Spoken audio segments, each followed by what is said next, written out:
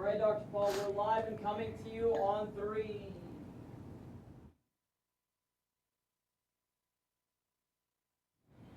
Hello, everybody, and thank you for tuning in to the Liberty Report. With us today, we have Daniel McAdams, our co-host. Daniel, good to see you this morning. Good morning, Dr. Paul. How are you this morning? Good. Is there peace and prosperity in the world today? We're still working for it. We're still working towards it. We'll always have a job. We will always have a job. Have at least a project. Yeah. It's not a paying job exactly. But there is pay in the issue. You know, some people get paid for playing these games. Oh, yeah. You know, politicking and all.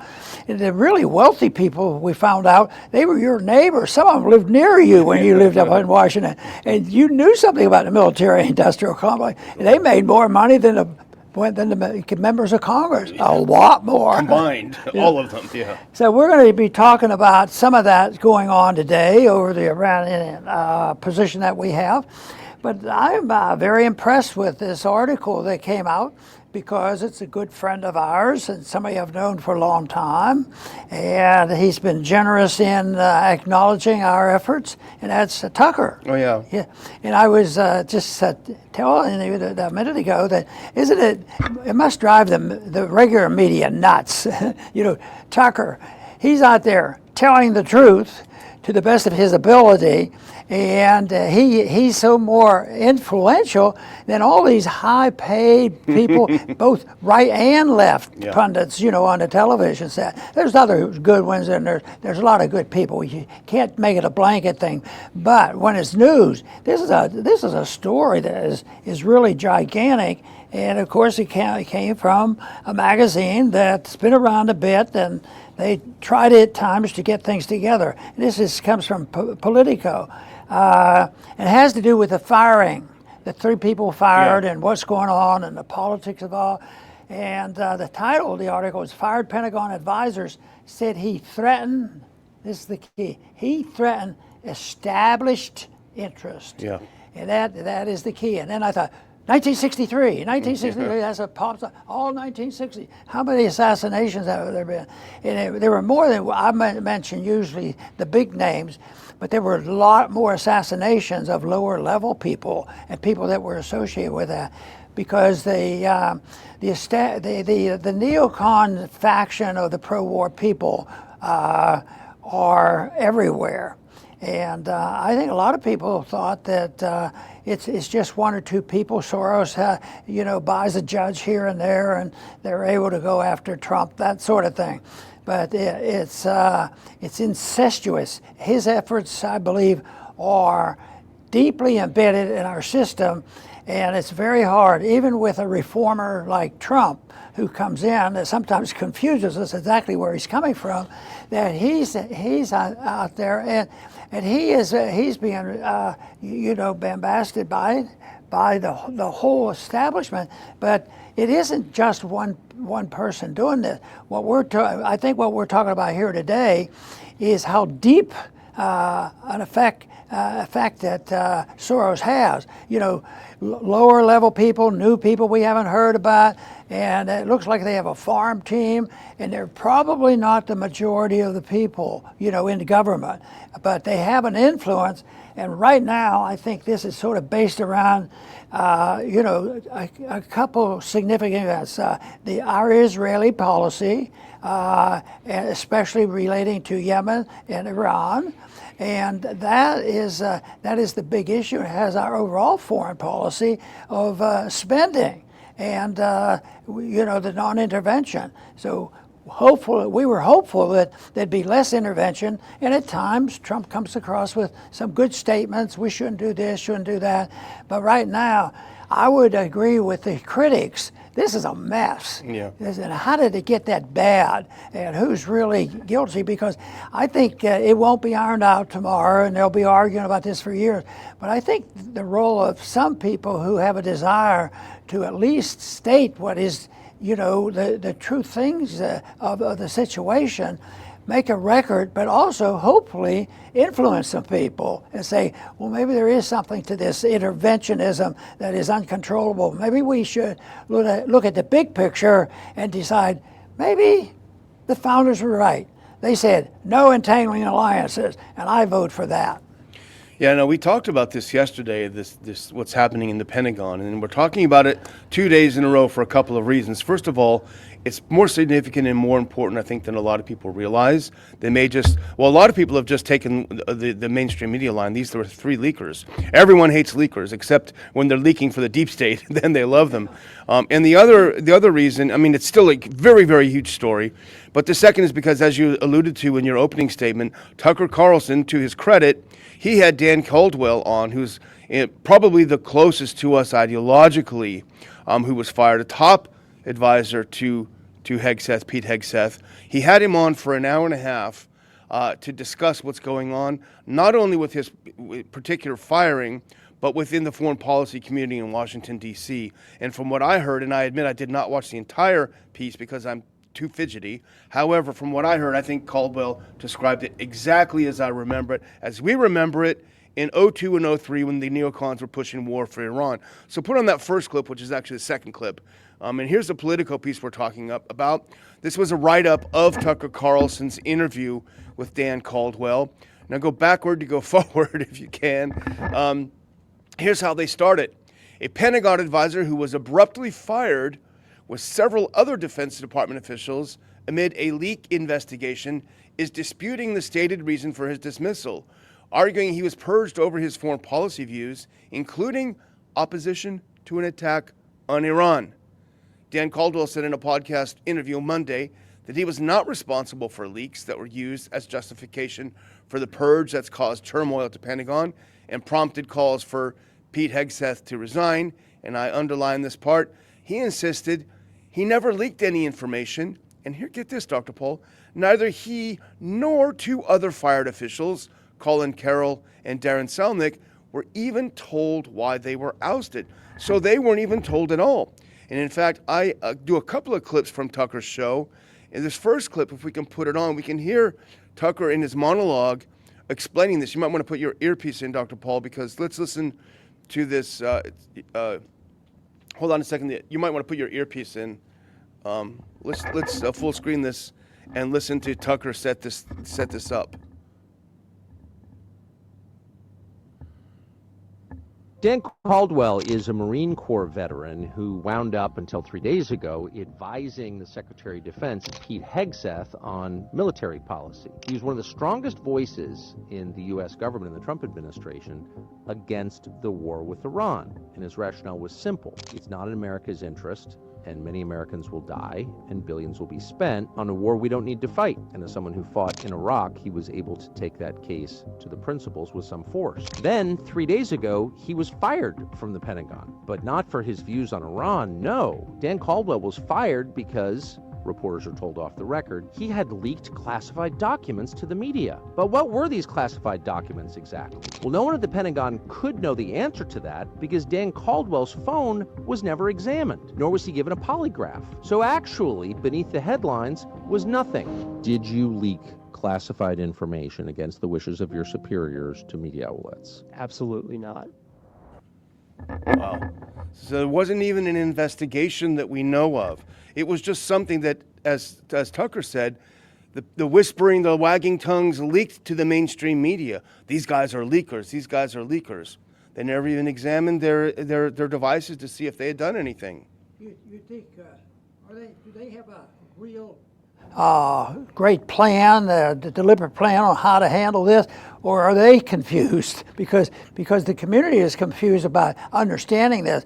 But it's not hard for me to believe that the underlying business is the attack on policy, because that's what drove the Vietnam War and every war we've been in there since there has been that it is up to us to protect our liberties and the freedoms of the world and take care of everybody.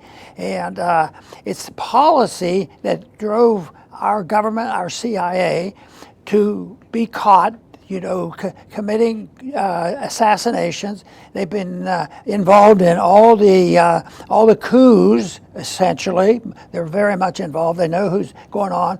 It's the issue of empire that we are always working for, but it gets a little bit confusing because you can't stamp out truth. completely and totally. So even though they work with each other thinking, oh, we'll convert them, that, it always leaks out that the people who really want, the neocons to win, they overstep their bounds. And the other people who want to work in a more deliberate fashion and compromise a little bit, they get stomped over.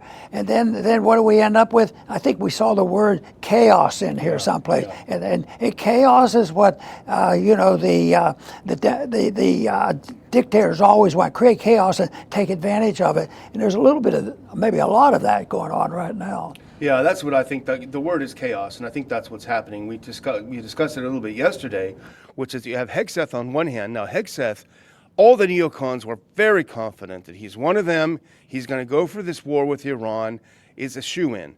All of a sudden, we hear last week that Trump himself put a stop to the plan to attack Iran, and that one of the people in his camp, aside from J.D. Vance, was Pete Hegseth. You can imagine the sound of neocon heads exploding. This is our guy. How can this happen? Not coincidentally, I would assert, just days after it came out that Hegseth was the brakes on this terrible runaway train, all of these things started leaking about Hegseth. Now, we're under no illusion that he's one of us. But nevertheless, the neocons were throwing out carrots and sticks. The carrots are, hey, get rid of these advisors who are talking against this war, and you can stay in your position. The sticks are, we've got a lot of stuff on you, Pete. We've got a lot of stuff we can leak to the press. And you better believe it, we can take care of you. And I think that's what's happening here. So they're trying to box Trump in and confuse him, and they're doing a heck of a job. We remember this from 2002 and 2003. Now let's go to a next, this is the policy part of why they hate Dan Caldwell. Put the next JPEG on, there we go, thanks.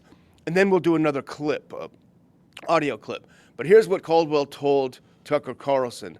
I was out there advancing things that a lot of people in the foreign policy establishment didn't want. It doesn't justify what's happening to me, but let's just be honest. That is the nature of the games played in D.C. Absolutely correct, Dan. Caldwell said that while he believes his views contributed to his ouster, he thinks Carroll and Selnick were fired for different reasons. And here's Caldwell again. We were threatening a lot of established interests in our own special ways, he said. And we had people who had personal vendettas against us.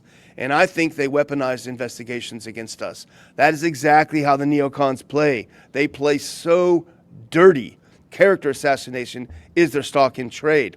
Let's listen to him explaining why he is against the war with Iran. He tells Tucker in this next clip, you might want to put your earpiece in, Dr. Paul, because he's explaining to Tucker Carlson why he feels the way he does. So we're pursuing diplomacy with the leverage of potential military action. Correct. That is how it's supposed to work. Now, there's risks in that. You could create a security dilemma, a spiral. So you have to be careful, but that is essentially why the DoD exists. Now, with that said, there are obviously specifics I can't get into, but I think it is fair to say that a war with Iran risks being incredibly costly in terms of lives and dollars and instability in the Middle East. Lives and dollars, American lives, American dollars. The lives of Americans, the lives of Iraqis, of Saudis, of Bahrainians, of Israelis. Emiratis, yes, of Israelis. And, of course, Iranians. So we're pursuing diplomacy. So that's why he says it's not in our interest. Thousands are going to die, billions are going to be wasted, and it's not going to work. That's the same thing that happened with Iraq. They're doing it all over again. That's why they got rid of him. Yes, and I'm hopeful that this will be sorted out so that we can find out who's at fault. But it's difficult to do this because a lot of things are done in secrecy. But the way I look at the big picture is that we talk a lot about the neocons. He's a neocon, and all of a sudden we know exactly what he's up to, and he's sort of out in the open. He's challenging, the establishment. But then we also use the term the military-industrial complex. I think they're the strategy people. We know they make a lot of money and they deal with the government, but you never see a meeting with 10 top leaders of the military-industrial complex. But believe believe me, they cooperate, Yeah. and they put the pressure on there, and then they have to everywhere to controlling judges that Soros would like to do, to getting other people into Congress. There's some people that can't go to Congress unless they become dedicated soldiers in this warmongering that goes on. So they they might say something, and I met them. You met them too. Oh yeah. That some people that would come to us for help to get into Congress, and they make a couple statements. As soon as they get there, it doesn't take long. So somebody asked me once, "What do you think? How's he's going to stick to what his promises?" I'll wait a day or two. Yeah.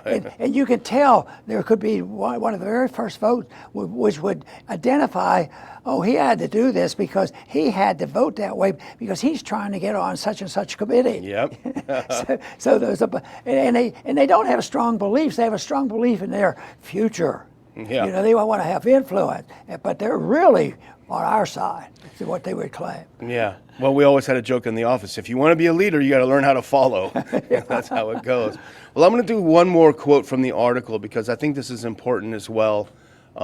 If you put that next one up. Caldwell, a former Marine officer, now we saw that from Tucker's explanation, he worked for Hegseth at the Concerned Veterans of America, portrayed himself as an opponent of open-ended military conflict that has characterized U.S. foreign policy in the Middle East and could resume with an attack on Iran that has the backing of some American and Israeli officials.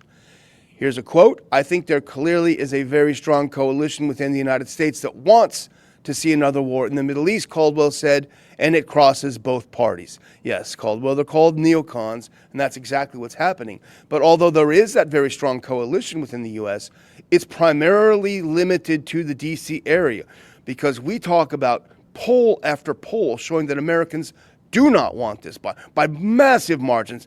They don't want another war. They're sick and tired of us backstopping Israel in the region, and they've just had enough of it. But the other thing that really crossed my mind when I was thinking about this is the fact that now Dan Caldwell, yes, he had a high position in the Pentagon, but he's just one person in a bureaucracy of thousands and thousands, many, many, many hundreds of neocons everywhere with their knives out to stick in his back. But what does it show you? Just like when you were the only no vote, it shows the effect that one person standing up for principles has. The neocons, the warmongers, are terrified of that one person who stands up and says no. Even though the other 99.9% said, we're all with you, they're terrified. And the reason is that the neocon houses are all built on sand. They're all built on a pack of lies. And one person telling the truth destroys their entire argument. That's why they had to get Caldwell out. Some of them were very determined because if it was, one vote that they were challenging, they would come and ask me to change my vote. Yeah. And I would say to them, I said, I'm one person. Who cares? You have all the votes. And yet it was still very important to them because they don't want one person that has credibility of trying to expose the truth, and they get hysterical over it. So, but I think it's a fascinating psychological thing. Yeah. But the stuff that was going on, the preparation for the Iraq War, and you allude to that, the similarities that are going on, and Iraq, we lost. Yeah. We lost that. So right now, you were emphasizing it should not work like this. The people don't want it, but we're up against it now. Or have conditions changed? I think they have. I think people were more complacent back 20 years ago on this stuff, what the heck. But now Trump maybe elicits more attention to this. So now they're wondering what is going to go on. But I think it's just great that the people are waking up. But I keep using the analogy to COVID.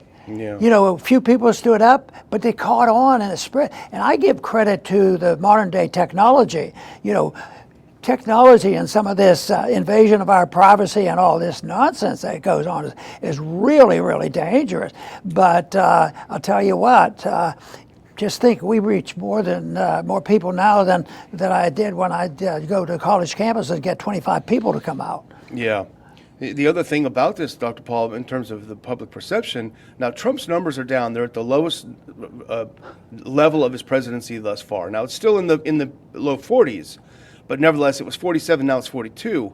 I don't think that it's a coincidence that this warmongering, the Yemen bombing, the saber rattling on Iran, I think that a good chunk at least of Trump voters thought he was one of them, i.e. he was going to do what he said, which is, I don't want to start any wars, I want to stop wars. And now he started a war with Iran, and he's threatening another war with Yemen, and threatening another war with Iran. And I think it's reflecting in the lack of support for these things. And I think if he's not careful, his presidency is at stake. Now, I want to just do a couple quick clips, if you don't mind, Dr. Paul, because I think our thesis here is that the neocons are trying to back Trump into a box. This is not to say he's innocent or he's, easy to be manipulated. Nevertheless, this is what they did with W. If you remember, they put him in a trap where he couldn't get out, and the only thing he could do is go in. And I'm going to have a couple of points I want to show up, if you don't mind. This is something I found yesterday. Now, this is an article. Go to this next one. It's a Neocon article. DNI Gabbard must reverse stupid U.S. intelligence on Iran's nuclear weapons program. So the neocons are furious.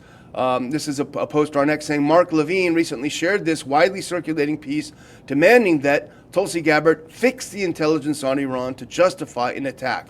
This is Dick Cheney visiting the CIA to manipulate Iraq intel level stuff. We remember when he did that, when Cheney went to the CIA and said, listen, guys, I'm sick of all this analysis showing that Iraq didn't do 9/11. I want you to fix it to show that they did do 9/11. Now, the other thing that I think is another piece of evidence that they're building a trap. Go to the next one. Now, this is from our friends at Anti-War, Kyle Anzalone. With an eye on Iran, U.S. sends bunker-busting bombs to Israel. So on the one hand, Trump is able to say, not quite yet, well, let's hold off for a little bit on this war with Iran. But at the same time, 9 loads of bunker-busting bombs were shipped from the U.S. to Israel. So they get the bombs in place. They get all of these people in place. And they say, well, Mr. President, everything is ready.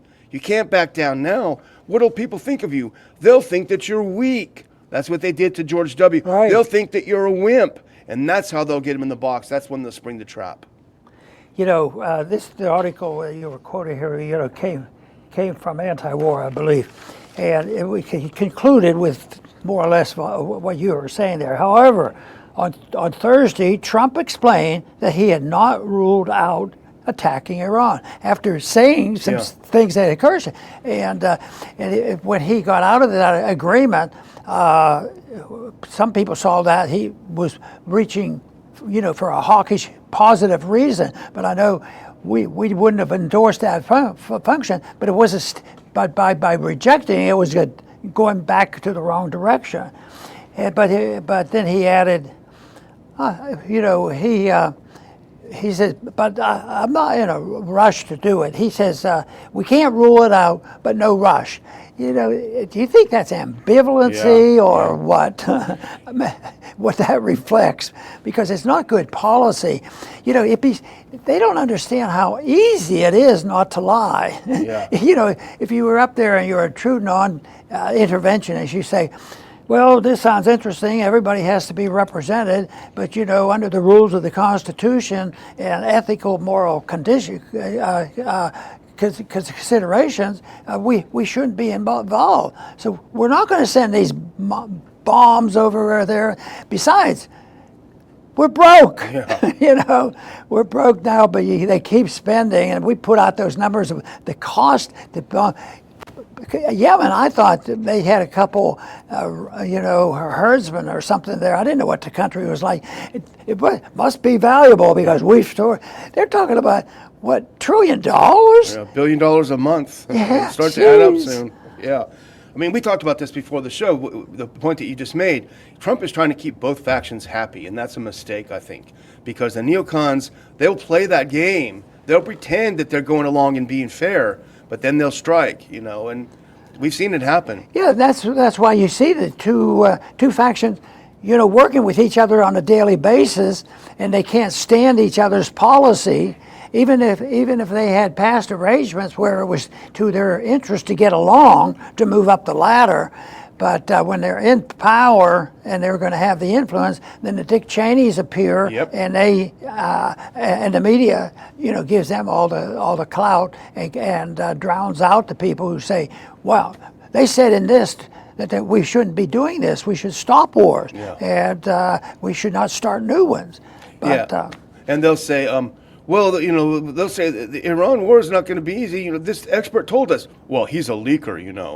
They destroy his credibility. So anything he says, that's the game. Oh, you listen to that leaker? What's wrong with you? Do you hate America? That's what they do. They're so bad. But I wanted to do one other thing as an evidence that I think there's a trap being sprung for Trump. And I'll put this next one on. This is something that's fascinating. Breaking. Mike Waltz appoints a former Israeli Ministry of Defense employee, Merav Sharon, as a member of the U.S. National Security Council.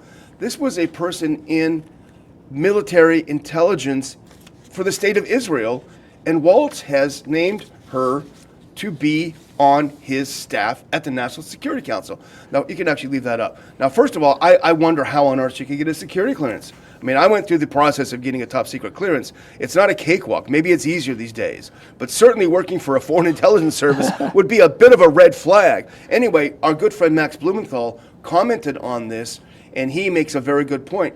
He said Merav Karen also worked at the Foundation for the Defense of Democracies, described by former Israeli Brigadier General Sima Vakin Gil as an Israeli intelligence cutout. Her brother Omri is a veteran Israel lobbyist who runs Ted Cruz on the Middle East. And Max concludes by saying, Waltz is Tel Aviv's White House line. So that's interesting. They're putting their people into the administration that are not even cutouts. They're literally, we used to work for Israeli intelligence, now we're working for the Americans. It's... Well, this doesn't, I want to quote from a anti-war article about the new ambassador, that's Huckabee. Yes. And what he backs. And it has to do with Israel, has to do with the Middle East, and it has to do with all the problems we're talking about and how they come about. So, but the title is the new U.S. ambassador to Israel backs Israel's total blockade on Gaza. Wonder what that means, though. Do you think everybody will die from that? Somebody might get killed? But, that is just so strange. And, I'm not going to get too much involved in this, but this foreign policy in the Middle East does complicate things with religious beliefs. Yeah. And it's not polite to talk about that, but religious beliefs and conviction to gain your stature as knowing the truth, because my religion tells me that can be very dangerous. But they end this article by quoting Huckabee, and I remember the quote because I was there. Yeah. It says, back in 2008, in a debate, Huckabee said that there's no such thing as a Palestinian, and argued the Palestinians should be expelled to other Arab states.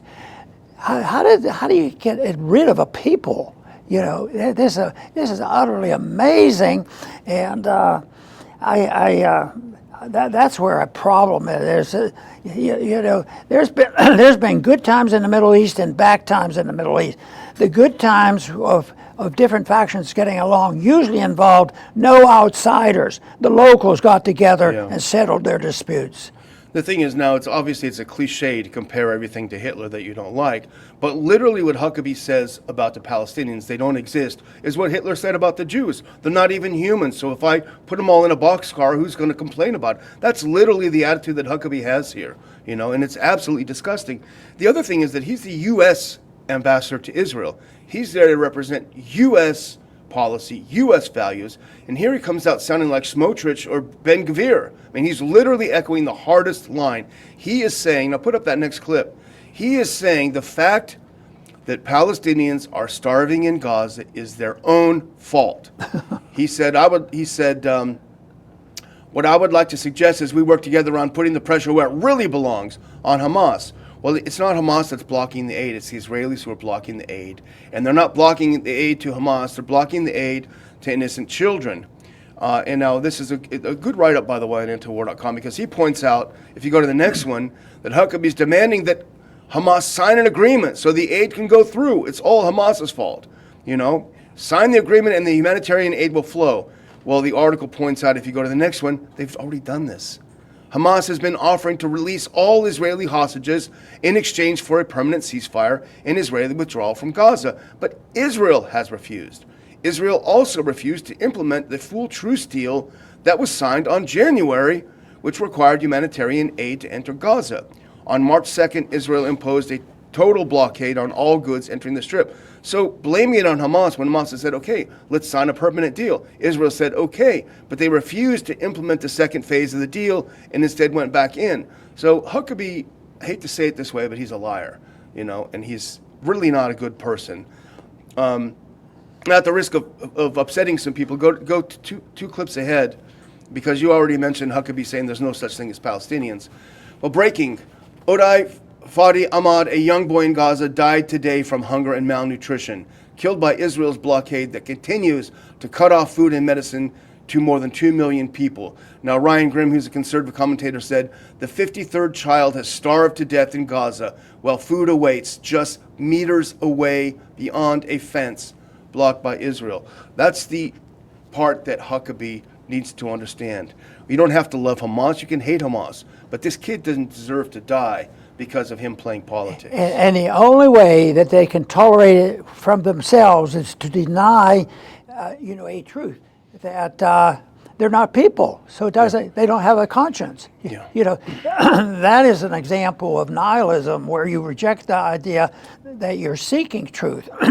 There are some people, and I would say that is my main goal in life, is to seek the truth of the situation, because all I know is that every time I look at these events and be involved indirectly or directly, is that that they get together and they always end up, fighting when the government's involved.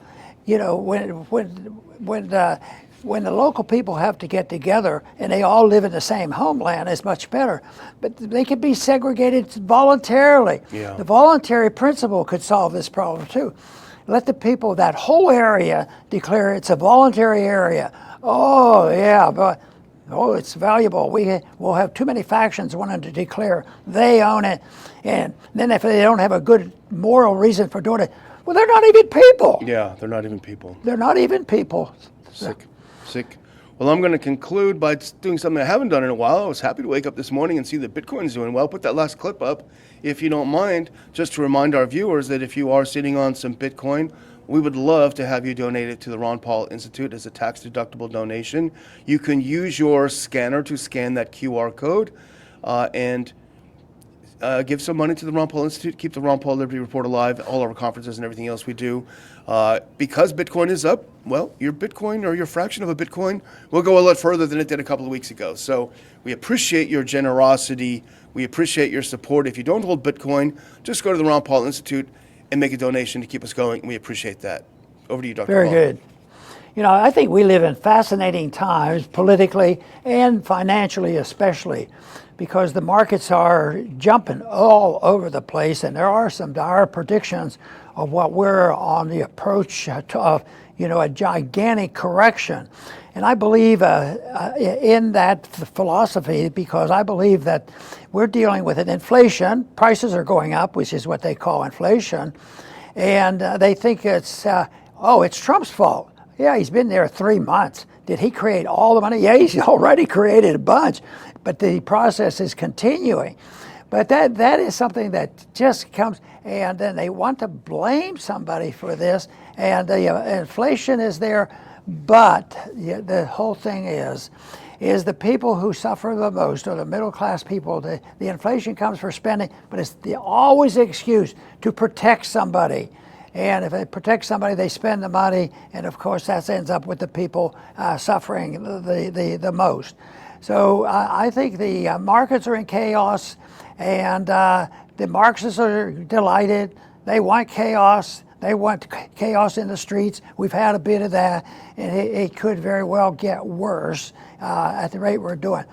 But the inflation is starting, the major recent invasion or inflation was in 2008 with the deep depression, recession then.